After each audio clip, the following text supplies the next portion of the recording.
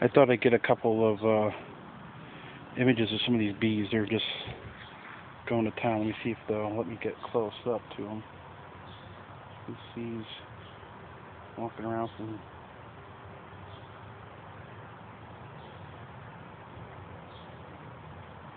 flower to flower, looking for nectar.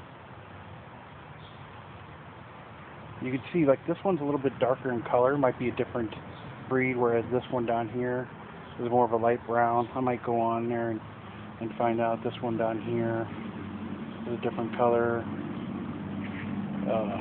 like more of a furrier back and everything. This one here, not sure if that's picking up the bees all that great. Let's see.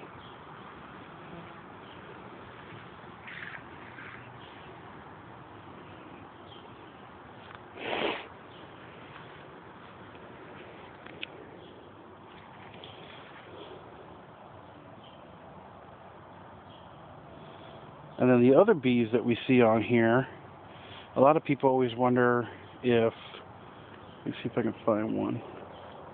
The big black and yellow ones, here's one over here. Oh, here's one right down here. Some people think, hey, are these big black and yellow ones right there, are those yellow jackets? And they're not. Those are actually bumblebees. And bumblebees, too, oops, I got one a little mad at me. Bumblebees actually, they actually make honey also, but not in the quantity that honeybees do. Matter of fact, honeybees, from reading, aren't even native to America. They're actually brought over, whereas bumblebees are. But so if you're wondering, well, how was everything getting pollinated before? That's how. There are other, animals like hummingbirds and bumblebees and stuff like that were going and getting nectar and passing the pollen from one plant to the other. So this plant is packed full of bees. I wouldn't have guessed how many, but I mean, if I just held the camera up here, you can probably pick out a bunch of them to see them flying around. So they'll go back to their hive and say, hey, there's nectar here. So the bumblebees also, they like to burrow into like little nests. They don't make a hive like the, well, actually I don't know, I think they do make a hive. I'll have to check on that, but I always get confused because there's also there are other bees where they actually burrow into wood. I think it's a wood burrowing bumblebee. I can't remember the exact name of it, but in the very back there you can see I've got some butterfly bush. Absolutely beautiful. It smells beautiful.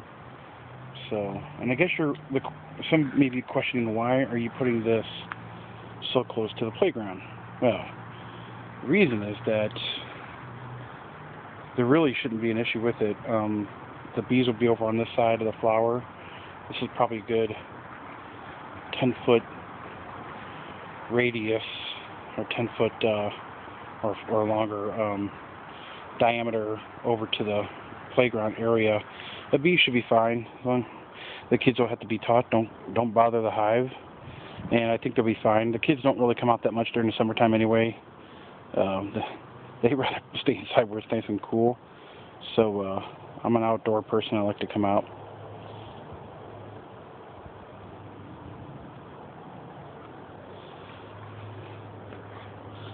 I'll have to look up. Maybe if someone sees this video online, maybe you can tell me what this plant is. I'll get a close-up of the flower here. I don't know if this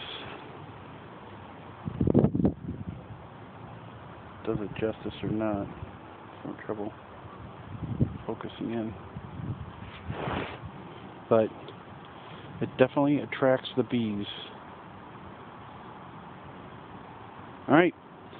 So probably in my next video will be of me putting the hay up around my garden, which is over on the other side of the fence, and getting my frames all set up and getting my lettuce. I got 2 types of lettuce and one Swiss chard, or one and some Swiss chard, and then so we'll probably be getting that all set up. And then the video after that will be, and I'll have my bales of hay probably in place, and my windows with the hardware taken off in place.